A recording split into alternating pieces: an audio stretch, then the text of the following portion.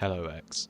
After a lot of thinking and a couple of drinks, I have finally decided to share some of my experiences.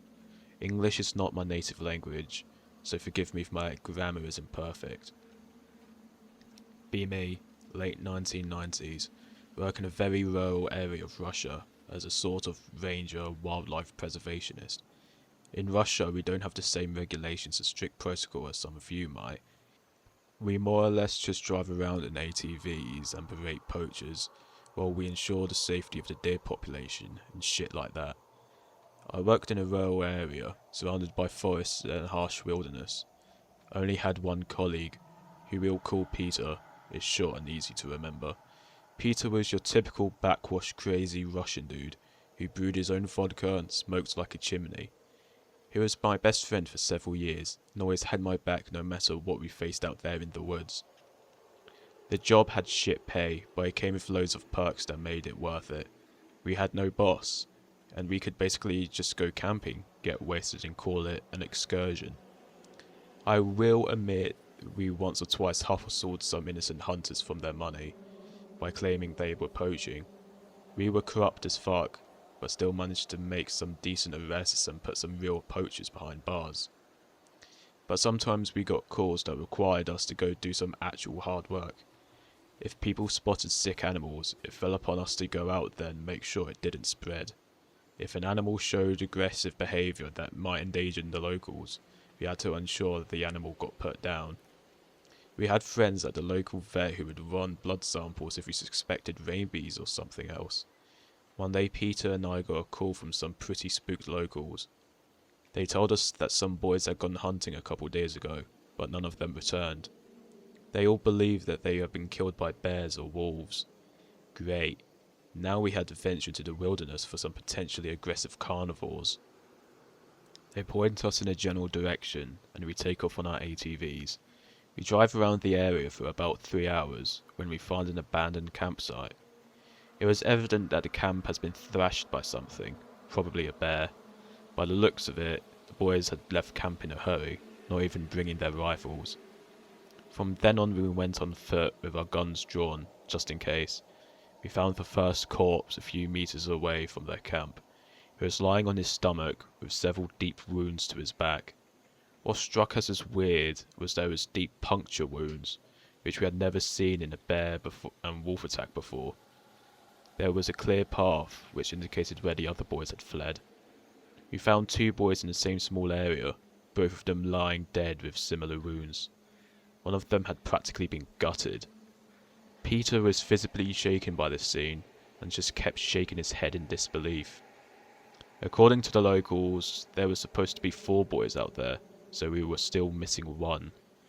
We both tactically shat our pants when we heard something rustling in the brush towards us. We aimed at the commotion and waited for it to reveal itself before we shot. I almost dropped my rifle when it emerged from the dense bushes. It was a red stag, with the mangled remains of the 4th boy stuck to its antlers. It had trouble holding its balance under the weight of the boy, but it still bellowed aggressively, as if it was about to charge us. Peter was the first to snap out of the shock, and we started lighting the fucking thing up. Upon further inspection, we noticed that its antlers were worn down and broken.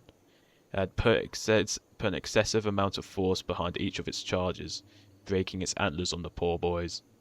The reason the 4th boy was stuck in the antlers, it was because the damn thing had practically torn through its ribcage. We couldn't separate the boy from the antlers, so we had to bring the head with us. It was one of the most fucked up rides home, with the cargo of several corpses tied to the back of our ATVs. The local authorities were pretty angry at us, seeing as we had moved bodies from a potential crime scene, but let us off easy, seeing as the killer was literally embedded into one of the victims. Seeing the heartbroken parents of these boys still haunts me. That night I hung out with Peter, mostly because I was still pretty spooked. "That shit wasn't natural," he said at one point. "Deer can be aggressive and defend against predators, yes, but this fucker hunted down those boys and killed them all. They don't do that shit." That was the first time I caught a glimpse of the spooky shit that goes on out there. In the following years I saw some deeply insane shit. that only Peter and I know about. I will share the stories with you, and hopefully you will believe me and understand why I am scared shitless every time I see a deer. About once or twice a month, we had to go on excursions into the wilderness to look for signs of poachers, sick animals, and other stuff like that. One time we decided to drive out to a fairly secluded area because there were rumours of some potential poaching. It was a very long drive, so I had always put it off, praying that the poachers would just get mauled by bears so that we didn't have to make the long journey. We had to drive for about 15 hours before the terrain became too difficult for the ATVs to handle. We had to walk the rest of the way, which meant we had to camp out. I was pretty uneasy when night came. Camping out was the norm for us, but we were further away from civilization than we had been before, and the previous incident still haunted my mind. Peter offered me a bottle to ease my worries, but I didn't want to be intoxicated in case we were attacked by some demonic deer. The night went by without an incident, but I still didn't get a lot of sleep. We continued on our trek toward the supposed poacher hotspot. We arrived, looked around, but found nothing. There didn't seem to be any sign of human activity anywhere in the area. Fucking rumours, Peter mumbled to himself as he shook his head in frustration. Normally we should be happy to find nothing, but this time we were just exhausted and cranky. We were then startled by a loud bellowing echoing throughout the forest. What the fuck was that? Peter pulled out his rifle and aimed in the direction of the noise. Though I went against our instincts, we had to go investigate it. We reached a small ridge that overlooked the clearing. In the middle of the clearing, a group of 5 stags were huddled together. Their heads were bowed down, as if they were grazing. We noticed they all seemed to make sudden, violent jerking motions, like they were trying to gore the ground with their antlers. Peter fired a shot into the air, trying to make them scatter. They didn't fucking move. If you have any basic knowledge on wildlife, you know that sudden loud noises makes just about any animal take off running. We fired a couple more shots into the air, but they still didn't react. In a small moment of madness, we decided to calmly approach them, to get a better look at what the fuck they were doing. As we approached them, we met with a nasty stench of rot and shit. Is that a fucking bear? Peter gestured to the ground in front of the stags. To our collective bewilderment, there was a large, adult brown bear. It was in a stage of decomposition, which meant it had been dead for at least 4 or 5 days. The stags were panting and groaning as they continuously gored the carcass over and over again. They looked seriously malnourished and exhausted. The bear's body was completely ripped apart, except for the head, for which some reason they had left completely unscathed. We stood frozen to the ground as we watched this horrible scene unfold. How did they take down a bear? How the actual fuck is that possible? I asked Peter. He shook his head in disbelief as he raised his rifle and shot one of the stags. He later explained that he wanted a blood sample. As soon as the stag fell to the ground, the others stopped what they were doing and just turned to look at us. They were covered in rotting blood and chunks of meat. They didn't charge or show any aggressive behaviour. They just stared at us, unflinching and unblinking. Peter had changed his mind about the blood sample at this point, and just slowly started backing away. I followed suit and raised my rifle, just in case. When we reached the ridge, they resumed their mauling, once again not paying any attention to us. We were fucking done at this point. We didn't set up camp that night, and just kept hiking at a brisk pace until we reached our ATVs. None of us spoke a word the entire ride home, except for the occasional fuck. That incident really fucked something up in Peter. It took him a couple weeks before he went with me into the forest again. He was completely convinced that the stags were being manipulated by a witch or something, which I'm not really sure of. I don't really believe in witches and all that. I just believe that nature is a lot more fucked than we believe. We have been away from real, raw nature for so long because we choose to live in cities, that we have likely forgotten how scary and unpredictable it can be. Still, there was something off about those stags. Still don't have an explanation. One day we got a call from the local authorities. Apparently some old man that lived by himself in a remote cabin had not been seen in a while. They wanted us to take them to the cabin, since they weren't used to terrain other than paved streets. We drove them out to the cabin, and parked a few meters from the front door. It was already pretty clear something had happened. The door was completely knocked off its hinges. The cabin was empty. The officers asked us to assist them in their search, and we agreed. The initial theory was they had been taken away by a bear, which seemed pretty plausible considering the fucked door. We spread out and followed whatever trails we could find. It took about half an hour before one of the officers called something in. He sounded a little shaken, but gave us detailed directions to where he was. He didn't tell us what he had found, but instead said, "You'll want to see this yourselves." When we reached him, it wasn't clear what he had found, since nothing looked out of place. No broken branches, no trail, no nothing. He just pointed up into a large tree in front of him. Slung over one of the higher branches was a fresh deer carcass. This was certainly odd, but we still didn't get what this had to do with the case. Then we noticed something even stranger. Further up the tree, there was a bear carcass. Something had killed a bear, then placed it in the tree.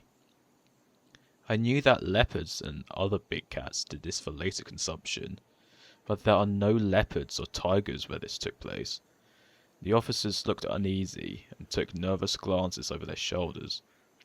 We stayed as a group after that, and looked around for another couple of hours before we called it. On our way back, we once again passed the tree. The deer was gone, only leaving some bloody branches behind. We picked up the pace and made our way out of there without looking back. There was a winter where we had a pretty horrible incident. As you would probably expect, the winters can be pretty rough, with a shit ton of snow and minus 40 degrees Celsius.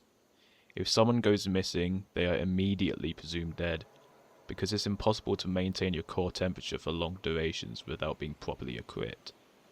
And when someone's child goes missing, it's just the worst.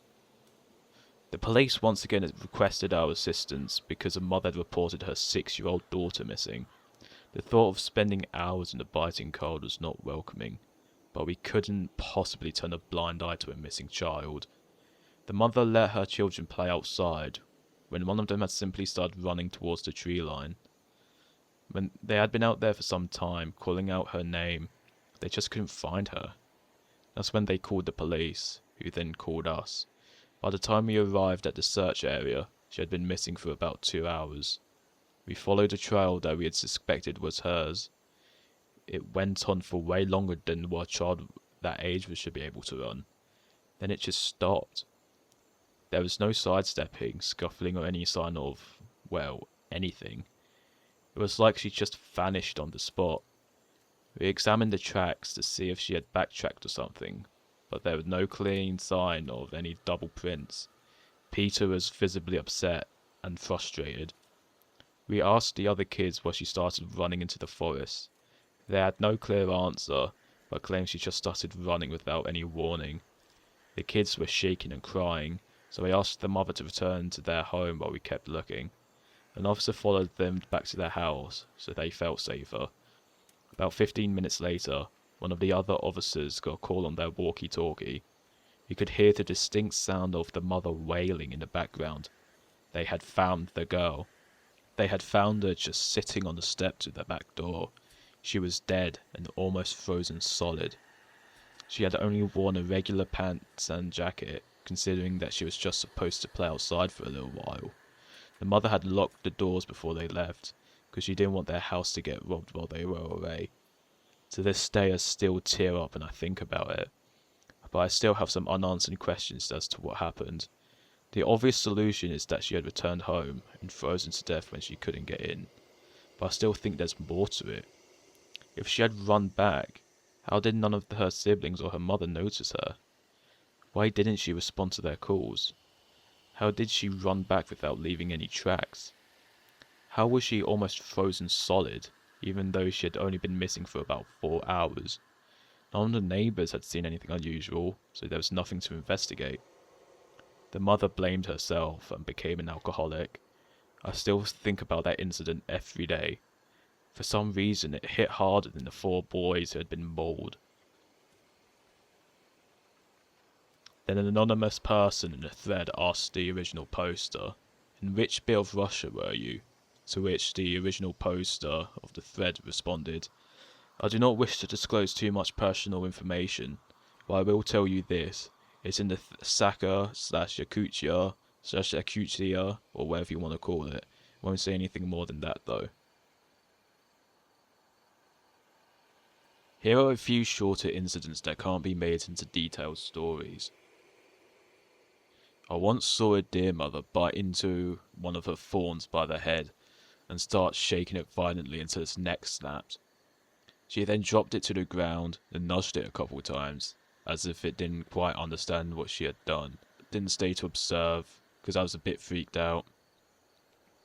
Found a dead deer lying next to a tree. Markings on the tree, coupled up with markings on the deer's head, suggested it had rammed its head into the tree's trunk until it died. I took a blood sample, completely healthy.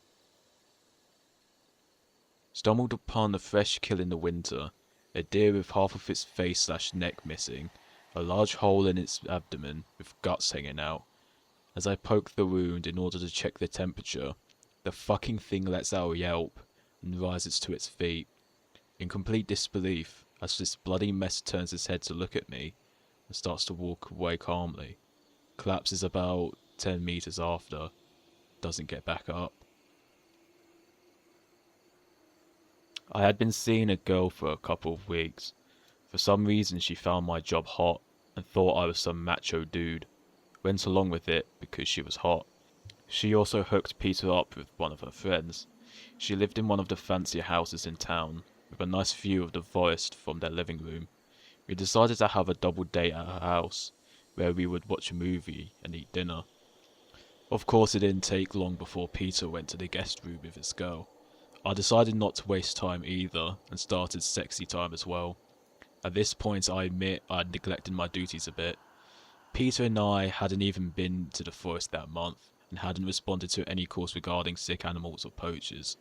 We had gone caught up in our personal lives. It honestly felt nice to get a break from the work, seeing as we weren't exactly ever off duty. We fell asleep on the couch in the living room. At some point during the night I woke up. It was a beautiful, starry night. Walked up to the glass door leading to the terrace in order to get a better view of the sky. After a few minutes, I spot something in the distance. The faint glow of eyeshine from something staring intensely at me. I froze in place and observed this unknown creature as it slowly started walking towards me. When it got within the light emanating from the house, it revealed itself to be a medium-sized red stag. It just kept walking towards me, never blinking or taking its eyes off me. It walked directly into the glass, which seemed to puzzle it. It started nudging the glass, which turned into violent pushing. At this point I started backing away, still in complete disbelief at what was transpiring in front of me. Girlfriend wakes up due to the loud banging on the glass. "What the fuck is going on, Anon?" she asks, still half asleep. Before I can answer her, the stag starts letting out these guttural screams as it intensifies its ramming. It breaks through the glass. Girlfriend screams, and Peter comes running down the stairs to see what's going on. The stag just calmly walks up to me, like it hasn't just broken through a glass door. It keeps letting out those horrible noises as it just approaches me. I tried backing up, but stepped in some glass and fell over on my ass. The stag just observed me with unflinching eyes as it kept bellowing. Girlfriend was still screaming. I'm suddenly deafened by the sound of Peter unloading his small firearm. It hit the stag multiple times, but mainly missed, leading to a lot of property damage. The stag falls to the floor with a wet thud. To this day I am still grateful to Peter for bringing his gun. Girlfriend broke up next day. She said I was either cursed or unlucky. Either way, she didn't want anything to do with me. I still always sleep with my blinds on, I never want to see another window into the night, especially when I know what might be on the other side of that glass. I may have ignored the forest, but it certainly didn't ignore me. I once found myself lost with Peter in a snowstorm. We were basically as fucked as we could ever be, with no shelter or any way to start a fire. The snow was falling so densely that we couldn't see more than a few meters in front of us. The wind was so cold that my lips started bleeding. We drove around for felt like an eternity, until we came upon an old, decrepit hunting cabin. We had difficulty dismounting our ATVs because our clothes were frozen solid. I still remember how Peter was shaking and clacking his teeth. The cabin was completely empty, but had a simple fireplace and some semi-dry wood. As we sat there, slowly warming up by the fire, we had a moment of absolute dread when we realized that we might actually fucking die. We had no idea how long the storm would last, and there wasn't a whole lot of wood for us to burn. Peter then rose to his feet and muttered, "Fuck it, wait here, Anon." He went outside, and returned a few minutes later with an axe. For a brief second I legitimately wondered if he was going to put me out of my misery. To my relief, he started beating the ever-loving shit out of the floorboards. "Use this as firewood. It should keep the fire going for a little while longer. Bless you, Peter, and your demented brain." In the end, we probably burnt about half of the cabin's floor, which revealed more and more of the cold dirt underneath. And of fucking course there happened to be remains of a couple people down there. We were waiting out the storm, stuck in a fucking murder cabin. The remains looked very old, fortunately, just dusty skeletal remains. Seriously debated whether we should leave or stay. Decided to stay because we'd have a better chance of survival against the psycho Russian killer than the storm. At one point I swear we heard someone approaching the cabin, only to run away into the wilderness. Makes no sense, because only a mentally deranged mongoloid would have had the balls to wander out there. Then again, we were in a cabin with corpses underneath the floorboards. We sat with our rifles ready, just in case. After a long while, the storm started winding down. We emerged from the cabin, dug our ATVs out of the snow and made our way back to town. Navigating was a lot easier, now that we could actually see where we were going. Immediately went to the police station. They were surprised to see us, since they had already reported us missing/dead. We told them about the cabin, and agreed to show them the way the next day. I slept about 14 hours after soaking in a tub of hot water, the best sleep I have ever had. We met up with the officers, and led them through the forest to the cabin. It was fucking gone. There was no trace to be found of it whatsoever. The trails left behind from our ATVs were still very clear, even the spot where we dug them out, but the cabin was just not there. There was a clear area where it had been, but there was nothing but a fresh layer of snow. The officers looked irritated and said that we were wasting their time. They said we must have been hallucinating, or we drank too much of Peter's homebrew. It still makes no sense to me. We never found an explanation. Peter and I have been on one of our excursions in early autumn, when we came across a panicked hunter. He begged us to help his friend, who had been attacked by a bear further up the trail. He drove with us up to where the incident had occurred, but it was already too late. His friend was fucked up beyond belief, face ripped off, gutted and limbs bending in unnatural positions. Almost threw up at the sight. We decided that this bear was too dangerous to be left alive, since it was roaming fairly close to town. We started looking for tracks to get an idea of where it was heading. The hunter was just sitting up against a tree, too shocked to react to what was going on. He kept describing the creature as a bear when we asked him. The thing is, we only found deer tracks at the scene. Against our better judgment, we started tracking the fucker. I swear there was a constant stream of cold sweat running down my back while we hunted with this nasty motherfucker. We'd honestly rather have been tracking a bear at this point. We reached a clearing at some point, where we found a bit of this guy's face hanging from a thorny bush. We were shitting enough bricks to build a new Berlin Wall at this point, but we trekked on. We finally caught sight of the fucker. It wandered aimlessly around in circles. almost like its eternal compass was fucking up. This time, I was the one who shot it. Couldn't let Peter have all the fun. Hit it in the head. Instant death. Chunks of flesh were still hanging from its antlers. We had to collect the individual pieces and put them in a plastic bag so that we could deliver it to the morgue with the rest of the body.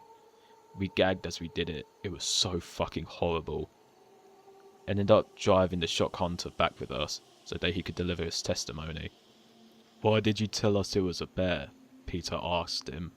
"You would have never believed me," he answered. "If only you knew." Peter and I were hanging out in his apartment one night, sharing stories and drinking. Sat out on his small balcony and smoked when we got a call from the police station. There had been pretty strange sightings of a large animal, presumably a bear, roaming the area. Some locals were pretty spooked and had reported it to the police. Of course it fell under our jurisdiction. We decided we would check it out in the morning. We didn't feel like chasing some large unidentified creature while we were half drunk and the sun had got down. Sit for a few more minutes, just chatting, when a deafening screech echoed out from beyond the tree line. We were silent for a couple of minutes. "Fuck me, that was loud," Peter said. "No shit, jackass." We decided to check it out. Operation Half-Drunk Russians Are Packing Heat commenced. We wandered around aimlessly, randomly pointing our flashlight and rifles in the dark. "You have got to be fucking kidding me," Peter shouted out. He had found large, cloven footprints. "Don't tell me this is another fucking deer, I swear to God." He sounded both angry and scared shitless. Rustling behind us. We both instantly turned and aimed at the sound. Two glowing eyes reflecting our flashlights. It lets out a loud fucking squeal and charges at us. We both light it the fuck up while we shit our pants. It's a boar. A fucking boar. But it was so fucking big that we initially thought it was a bear. Pick-related is eerily similar to the bastard we shot. "At least it wasn't a fucking deer," I said. Peter let out a nervous laugh and shook his head in awe of the fucking beast lying before us. Honestly didn't know what to do with it. We hadn't brought our ATVs and the thing was way too heavy to carry. Decided to just leave it for the wolves to scavenge. Police actually believed us this time.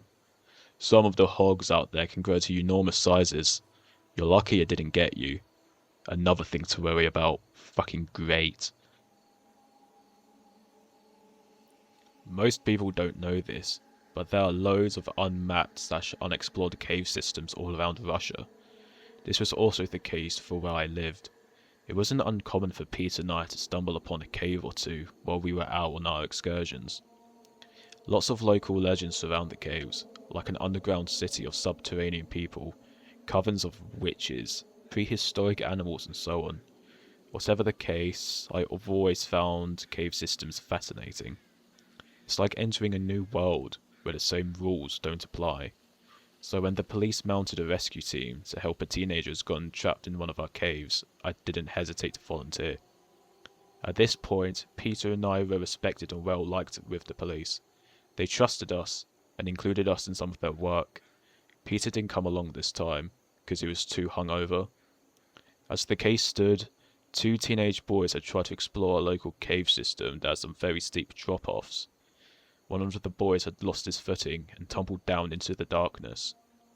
He was still alive, but had broken his ankle and couldn't get out.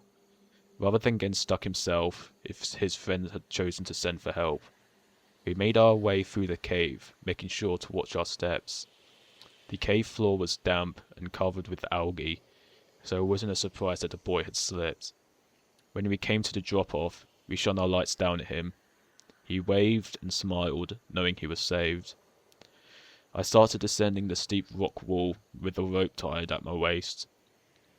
When I reached the bottom, I secured the boy to the rope and gave the officers the signal to start pulling him up. "He went that way," the boy said to me, and pointed to a narrow passageway at the back of the cave. "Excuse me?" I asked, wondering if he had hit his head on the way down. "My friend, he came back for me and told me he had found an exit that way." I was confused, but told him. Your friend is up there with the others. His face went completely pale on the spot. But he was down here with me. He went that way. An uneasy feeling hit me, which I tried to ignore. Now I was stuck at the bottom of this small chasm until they throw the rope down again. And this kid claims that someone was down here with him, even though his friend had gone straight to the police. I felt very exposed, and kept focusing on the narrow passage at the back of the cave.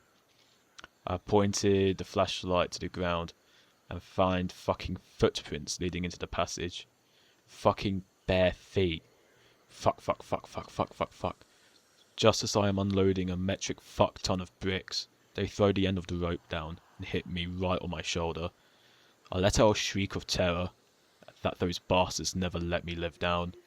As they pulled me up, I refused to look back down. Got the fuck out of there as fast as possible. Fuck whatever was down there. One of our biggest problems with poachers was that they would sometimes leave behind these heavy-duty, rusty bear traps. Sometimes they never came back for them, which meant that some parts of the forest could potentially be a minefield of broken ankles. Sometimes we would find rotting carcasses that had become trapped in one and left to die. I once almost stepped in one, but Peter noticed a chain in time to stop me. Thanks again, buddy. One time we came across one of these traps, which had been sprung. Left in the trap was a foot, with the foot still attached. The rest of the body was gone. Large pool of blood left behind, along with bloody pieces of fabric. From what we could see, it looked like someone had gone stark and had his foot amputated. We followed the bloody trail, but found no body. He must have been with a friend who drove him out of there. The ironic part is that bear traps are fairly easy to break out of if you know which pin to pull. Poor guy lost his foot because of some dumbass poacher. Took the foot with us and asked around in the police station. They hadn't had any reports of people getting fucked by bear traps. This guy didn't even go to a hospital, which meant he had either been a poacher himself or just one tough son of a bitch. Never found him or heard about him since then. Still, finding a severed foot is never nice, especially you know this type of shit that's out there. Peter once showed me an abandoned settlement he had found back in the day. Though we were roughly the same age, I was more of a city boy than him. He had always lived out in the less populated areas, and had spent a lot of his childhood and teenage years on exploring the forest. He rarely talked about his childhood, mainly because of his alcoholic father who beat him and his mother. But he trusted me, sometimes opened up after a bottle or two. To him, exploring the wilderness was a way to escape from his dysfunctional home, which is why he had a pretty good internal map of the place. We drove for a couple of hours until we arrived at a settlement. It looked rotten and old as hell. Most of the buildings were made of wood that were ready to collapse at any second. Some were made of your typical Soviet concrete and looked about as stable as our economy. Still, we chose to explore for a bit, just in case. After all, this would have made an exceptional base for poachers. The houses were empty, except for some damp furniture and a couple of stoves. The concrete structures, on the other hand, still had some interesting stuff laying about. We found some wet boxes of old dynamite, which led us to believe it was an old mining town. Sure enough, there was a large quarry a few kilometers away, which we found later. A lot of the stuff we found were too rusted to make out what it once been. Everything else was just in a state of decay that made it seem pretty unsafe for us to fool around with it too much. It's not uncommon to find old abandoned mining towns that they were never put on the map, so we didn't really take a second to wonder why it had been abandoned. That is, until we spotted the fucking deer. Peter anxiously nudged my shoulder and gestured to the right of us. There was a large stag watching us from behind one of the houses. The more we looked around, the more deer we noticed. There was maybe 10 or 12 of them just observing us. They didn't seem threatened by us, but rather like they were making sure we were on our way out of there. We slowly approached our ATVs as these fuckers just followed us silently, never blinking or making a sound. When we got to our ATVs, we debated whether or not we should light them up, but we decided against it because we didn't want a herd of bloodthirsty demon deer chasing us. We just started driving away, counting ourselves as lucky, seeing as they hadn't decided to fuck us up. I remember looking back once we were 100 meters or so away, seeing well over 20 deer standing there, motionless. "Fuck that!" Peter shouted as we raced out of the area and back to town. We never went back, but often talked about it. He firmly believed that the deer had something to do with the settlement being abandoned. I'm not so sure, but I definitely don't think it's out of the question. Fuck deer and their mysterious fucking ways. At this point, the police knew of our various encounters. They didn't really believe us, but still respected us enough to not mock us. After all, we had retrieved quite a few bodies for them that had been fucked to high hell by deer. That all changed when one of the officers, one of my friends, had gone missing. He had responded to a call about some kids that had claimed to have been stalked by a strange old man while they played in the forest. For some reason, he had gone out there alone to investigate. That was 16 hours ago. Nobody heard from him since. Peter and I helped with the search since we both knew him quite well. Hours of searching yielded nothing. Then, someone found his handgun lying on the ground. It had been fired twice, but we couldn't find the bullet casings. One of the officers had brought our search dog. It took a few whiffs of the gun and started darting off into the woods, obviously tracing something. We followed as best as we could, but the damn thing was fast as fuck. Suddenly, the woods were filled with the sounds of aggressive barking and whining. We arrived at the spot where the dog had gone, and found, big surprise, a fucking deer. From one of his antlers hanged the lifeless body of the officer. It had impaled him through his throat and out the mouth. It was so fucking grotesque that I still get a lump in my throat when I think about it. He was my friend, and that fucking deer had killed him.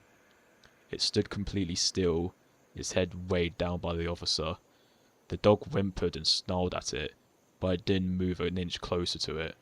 One of the police officers shot at it, which caused all of us to just light it the fuck up.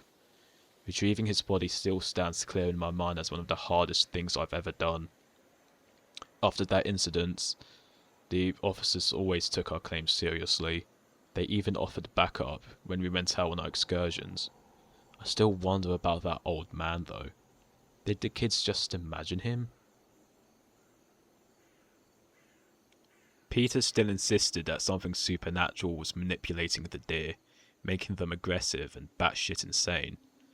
I still leaned more towards the theory that they were just, by their very nature, batshit insane. At one point we were checking out a potential poaching camp. When we arrived, we were greeted by two older men who immediately started questioning us. We explained the situation to them and asked them to step aside so we can investigate their camp. It was a pretty standard camp with some fresh kills and pelts, but the man seemed very nervous anyway, like they were hiding something. We started questioning them until they cracked. They admitted that they had shot and killed about 7 or 8 deer the previous night, but they hadn't retrieved a single of their carcasses and simply fled the area. "What kind of hunter kills animals? Just to let them rot, huh?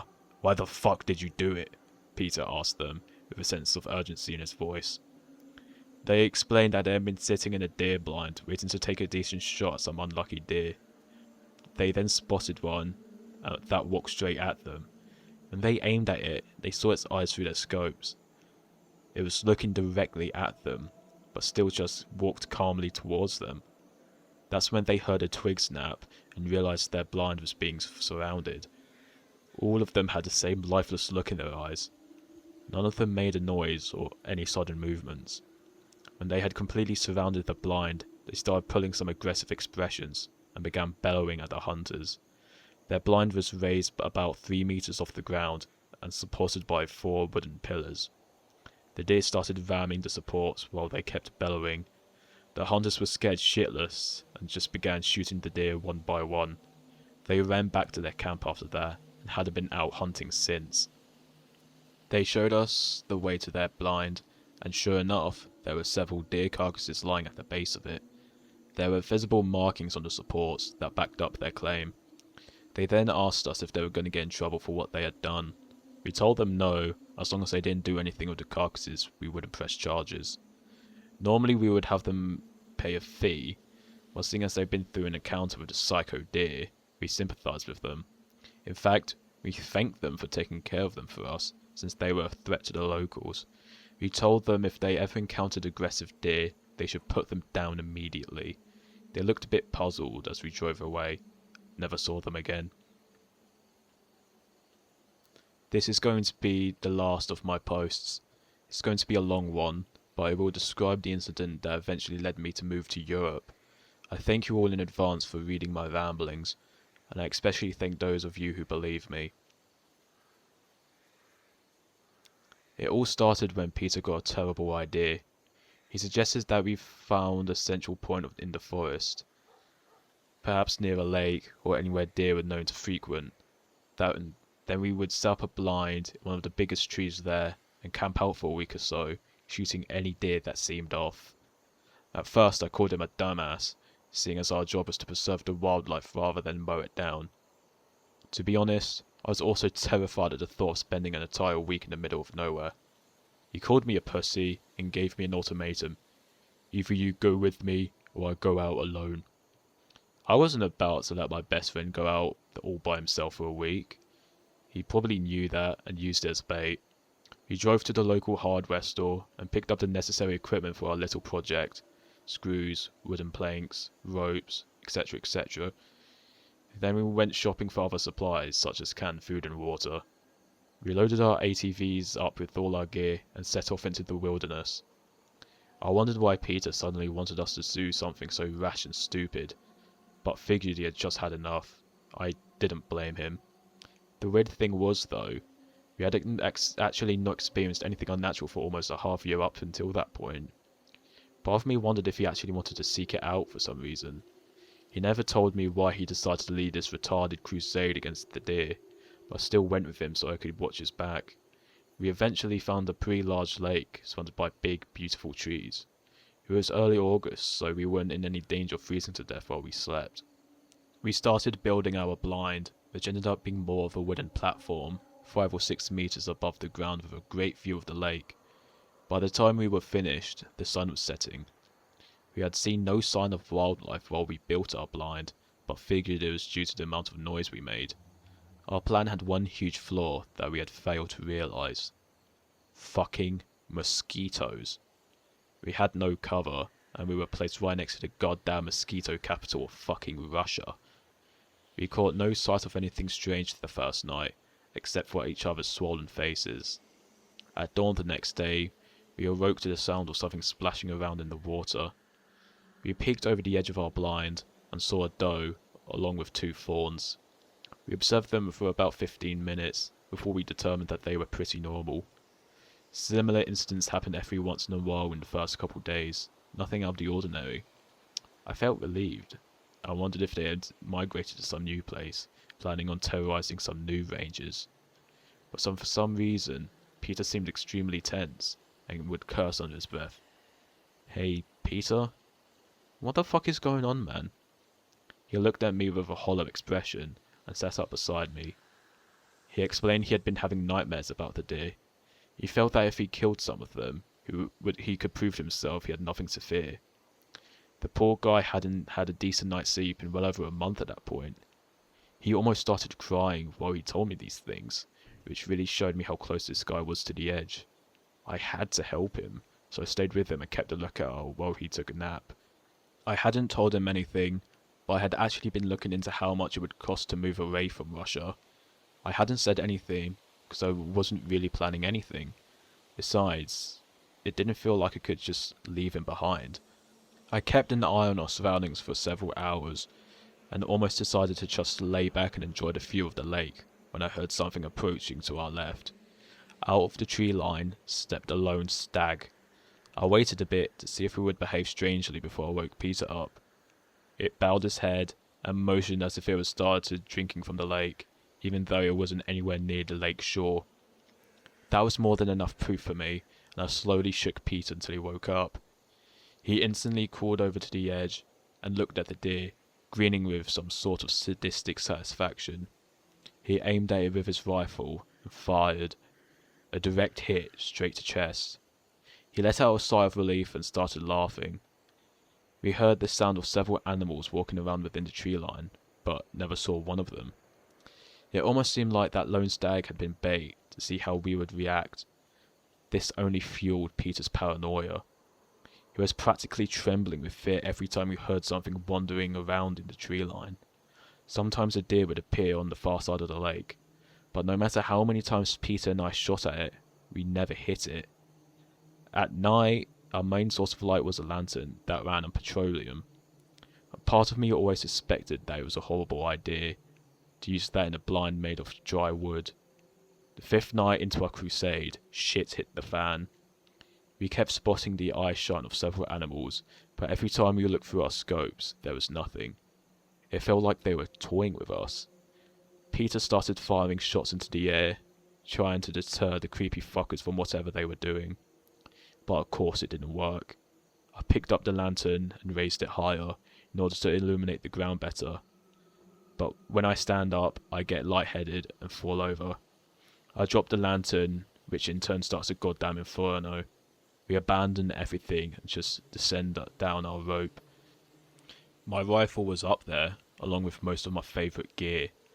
As we stood there in the night, the blazing blind illuminated a lot more than the lantern had.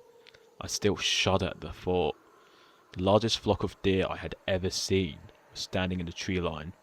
All of their eyes were lit up from the flames, giving them a hellish appearance. Peter is practically hyperventilating at this point, and makes a dash towards our ATVs. We hit the ignition and get the fuck out of there. We never looked back to see if they followed or anything the entire ride back. We just kept driving and letting out cries of adrenaline mixed with actual terror. When we got back, Peter just went home without saying a word. I went back to my apartment and completely shut myself off from the rest of the world. Locked my door, closed the blinds and turned off my shitty phone. I stayed that way for a couple of days. Then I got a sudden urge to get a drink. I had already consumed every bottle of alcohol in my apartment, so I went to a bar that was located on my street. When I entered, I was met with worried looks from the people who knew me. "How are you doing?" the bartender asked me with a sympathetic tone. This surprised me, because none of them should have known about the shit Peter and I went through that past week. "Could have been better. Why?" I asked. "Well, after Peter's accident, you kind of disappeared for a little while." Peter's accident? What the fuck had happened while I was in my apartment? My expression made the situation pretty clear. "Oh shit, man, I thought you knew." He then filled me in. Peter had packed his bags and rented some run-down car with the intention of skipping town. He had taken off in a heavily intoxicated state and hit a tree at 120 kilometers per hour. The car was totaled, and Peter had died on the spot. After a few minutes of silence, I remember standing up, just walking out of there. I walked around aimlessly for hours, trying to make sense of what had happened. Eventually, I found myself back at my apartment complex, noticed a piece of paper hanging out my mailbox. I began tearing up when I read it. "My dear friend, I have decided to leave this place. I can no longer bear the shadow that looms over us. And I hope you will come visit me someday. You helped me through some shitty times, but this time you can't help me. If you decide to come over, you can find me at so-and-so." Not exactly written like this, but you get the general idea. I cried for so long that it seemed like an eternity. Still tear up as I'm typing this. After about a month or so, I decided to move out of Russia to get a fresh start. I know I can never escape my past, or the nightmares that keep resurfacing, but I can put a great distance between then and now. I still miss that crazy bastard every day, and will never forget what an amazing friend he was. I now live safely in the heart of a big city, far away from any forest. I sometimes go on drives through some of the more scenic woods, but it feels so fake. European forests don't have the same raw feeling as the Russian forests. I sometimes miss my old home. I just wish there was an abundance of terrifying animals roaming the woods. I haven't experienced anything unnatural since I moved, and I've finally learned to sleep properly at night. I regularly speak to a psychiatrist about some of my experiences. I feel more in control of my fears now. Well, that's my story. Believe it if you will. Either way, it is very real to me. And next time you get the chance, please raise a glass to Pietr. On his memory, and the man he was. Thanks to all of you for reading. I'm going to take some time to mentally recover from retelling that last one. It still hits hard. Have a good day. Stay the fuck away from deer.